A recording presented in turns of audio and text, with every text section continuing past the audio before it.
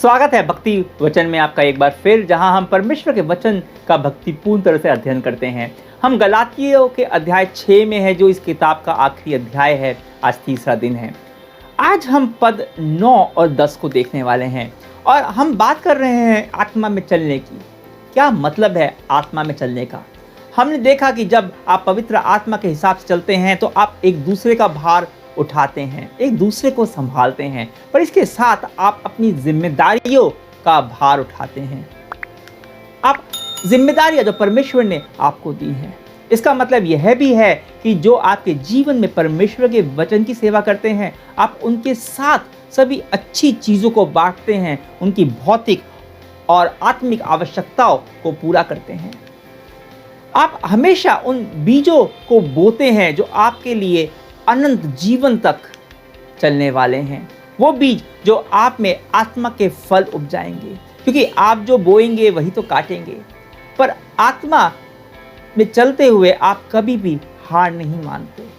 सुनिए, गलातियों 6:9 से 10 में पौलुस लिखता है, हम भले काम करने में साहस न छोड़ें, क्योंकि यदि हम ढीले न हो तो ठीक समय पर कटनी काटेंगे। इसलिए जहां तक अवसर मिले हम सबके साथ भलाई करें, विशेष करके विश्वासी भाइयों के साथ। पौलुस कह रहा है भले काम करने में साहस न छोड़े। देखिए, जब हम आत्मा में चलते हैं तो बहुत आसान होता है कई बार हतो उत्साहित हो जाना, और इसका कारण होता है कि जो भले कामों के बीज हम बोते हैं, जो प्रेम के, आनंद के, शांति के, धीरज के, दयालुता के, नम्रता के, अच्छाई के, विश्वास योग्यता के, संयम के बीज जो हम बोते हैं, उसका परिणाम अधिकतर समय में वो नहीं निकलता जैसा कि हम चाहते हैं, और ऐसे में हम हार मानने लगते हैं, थक जाते हैं। शारीरिक तरह से नहीं, आत्मिक थकावट। जो लोग विश्वासी नहीं है, सांसारिक रीति से चलते हैं, लगता है वो लोग आपसे आगे निकल रहे हैं, वो लोग संतुष्ट और खुश नजर आते हैं, और आपको लगता है कि आप जहाँ थे वहीं पर हैं। आप आत्मा में चले जा रहे हैं, आप जो सही है वो करे जा रहे हैं, पर आपके काम में वृद्धि नहीं हो रही है। आपकी सेविकाई जहाँ पे थी वहीं पर रुकी हुई है। कई बार तो ऐसा लगता है कि आप उल्टा चल रहे हैं, पीछे की ओर चल रहे हैं, और ऐसे में थक कर हार मान जाना, ढील छोड़ देना बहुत आसान है। इसका अनुभव पौलुस ने किया, मैं कर रहा हूँ, और शायद आप भी कर रहे होंगे। कैसे आप इस थकान से बच सकते हैं? कैसे मैं इस थकान से बच सकता हूँ? 2 महत्वपूर्ण बातें हैं इन पदों में जो पौलुस बता रहा है। पहला, अपनी समय सारणी को छोड़ दें और परमेश्वर की समय सारणी पर भरोसा करें। और दूसरा, कल की निराशा को देखते हुए नहीं, आज के मौके पर ध्यान दीजिए। चलिए इन दोनों को थोड़ा सा सही से समझते हैं। पहला, अपनी समय सारणी को छोड़कर, अपना जो टाइम टेबल है उसे छोड़कर परमेश्वर की समय सारणी पर, उस पर भरोसा करें। पौलुस कह रहा है भले काम करने में साहस न छोड़ें, क्योंकि यदि हम ढीले ना हो तो ठीक समय पर कटनी काटेंगे। ठीक समय पर आपको बोने का और काटने का वो नियम याद है। किसान बीज बोता है, वो अंकुरित होता है, पौधा बनता है, और समय पर किसान फसल काटता है। क्या किसान चाहने से समय से पहले फसल काट पाएगा? कभी भी नहीं। बोने वाला किसान है, फसल काटने वाला भी किसान है, पर बीज को फसल बनाने वाला वो तो परमेश्वर है, और वो अपनी समय सारणी के हिसाब से चलता है, हमारी नहीं। और उसका समय ही सही समय है, पर इस बात को अधिकतर समय हम नहीं समझते, क्योंकि हम में धीरज नहीं होता। हमारे लिए हमारा टाइम टेबल ही महत्वपूर्ण होता है। हम कुछ समय आत्मा में चलते हैं और हम सोचते हैं कि अचानक से कुछ बड़ा हो जाएगा, पर ऐसा नहीं होता। हम सुसमाचार सुनाते हैं, रिश्तेदारों को अपनी गवाही देते हैं और सोचते हैं कि वो लोग उद्धार पा जाएंगे, पर उनसे हमें केवल उपहास और तिरस्कार ही मिलता है। अपने दफ्तर में हम ईमानदार बने रहते हैं, अपने सिद्धांत पर, परमेश्वर के वचन के हिसाब से अडिग रहते हैं, और इसके लिए परमेश्वर से इनाम की आशा करते हैं, बढ़ोतरी की आशा करते हैं, पर हमारे सामने बेईमान लोगों की तरक्की हो जाती है, पर आप वहीं के वहीं रह जाते हो। यह आत्मिक रूप से थका देता है। हम आत्मा में चलने का साहस खोने लगते हैं, और ऐसे में ही हमारे विश्वास को कमजोर पाकर भांति भांति के झूठे शिक्षक, भेड़ियों की भांति आ जाते हैं हमारा शिकार करने के लिए। निराशा के कारण उचित परिणाम आना नहीं है।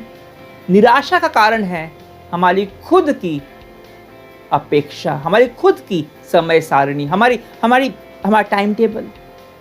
जब छटनी का समय आता है तब आप फल की आशा नहीं कर सकते।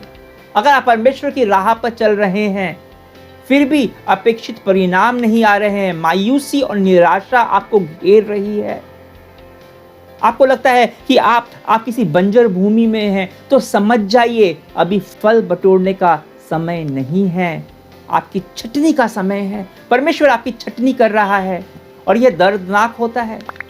पर हर किसान जानता है कि पेड़ में अच्छे फल तभी आते हैं जब उसकी छटाई की जाती है, तो वो समय छटाई करता है। परमेश्वर भी आपके विश्वास को बढ़ाने के लिए ऐसा कर रहा है, और जब समय पर फसल की कटाई भी होगी और बहुतायत से होगी, वो आप अपनी समय सारणी को छोड़कर परमेश्वर की समय सारणी पर भरोसा कीजिए। जब आप परमेश्वर के समय को महत्व देंगे तो आप निराश होने के बावजूद भी हिम्मत नहीं हारेंगे, गलत शिक्षाओं में नहीं पड़ेंगे, अनुग्रह में रहकर आत्मा में चलते रहेंगे। दूसरा, कल की निराशा को न देखते हुए आज के मौके पर ध्यान दो। पद 10 में पौलुस यही कह रहा है, जहां तक अवसर मिले हमें सबके साथ भलाई करें, विशेष करके विश्वासी भाइयों के साथ। भलाई करना वह आपका काम है, उसका प्रतिफल कब आएगा यह तो परमेश्वर के समय पर निर्भर करता है। कई बार होता है भलाई करते करते हम थक जाते हैं, निराश हो जाते हैं। निराशा का कारण होता है हमारी फल की इच्छा, कि कई बार भलाई का फल अभी नहीं बाद में अनंत जीवन में मिलेगा, पर मिलेगा जरूर, क्योंकि परमेश्वर की प्रतिज्ञा है। जब ध्यान फल पर नहीं है, भलाई करने पर है, उसके भलाई करने के अवसर पर है, तब भलाई करने का साहस बना रहता है।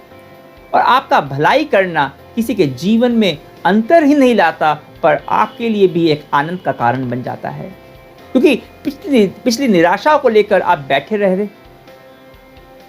सकते हैं, या फिर आगे बढ़कर छोटे छोटे अवसर जो आते रहते हैं भलाई करने के, प्रेम दिखाने के, दया दिखाने के, सच्चे मन से प्रार्थना करने के, थोड़ी सी उम्मीद जगाने के, प्रोत्साहित करने के। क्योंकि पिछली निराशा को लेकर आप बैठे रहें, क्यों ना इन अवसरों का आप लाभ उठाएं। और इन अवसरों के लिए दूर जाने की जरूरत नहीं पड़ती। यह अवसर रोज आपके परिवार में, आपके समुदाय में, आपकी मंडली में आते हैं। ध्यान दीजिए, पौलुस कहता है सबके साथ भलाई करें, सबके साथ भलाई करें, पर विशेष ध्यान अपने परिवार को, अपने विश्वासी भाइयों पर दे।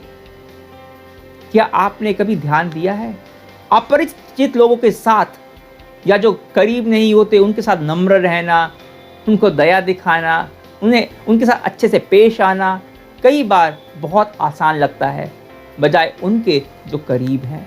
क्योंकि शायद जो लोग हमारे करीब होते हैं उनसे हमारी अपेक्षाएं बहुत अधिक होती हैं, और उनकी दुर्बलताएं हमें अधिक दिखाई पड़ती हैं, हमें अधिक आहत करती हैं, और इसलिए उनको प्रेम दिखाने के बदले हम उनको अनदेखा कर देते हैं। जबकि एक दूसरे का भार उठाने का अवसर, दया और करुणा दिखाने का सबसे ज़्यादा अवसर हमें इन करीबी लोगों के बीच ही मिलता है।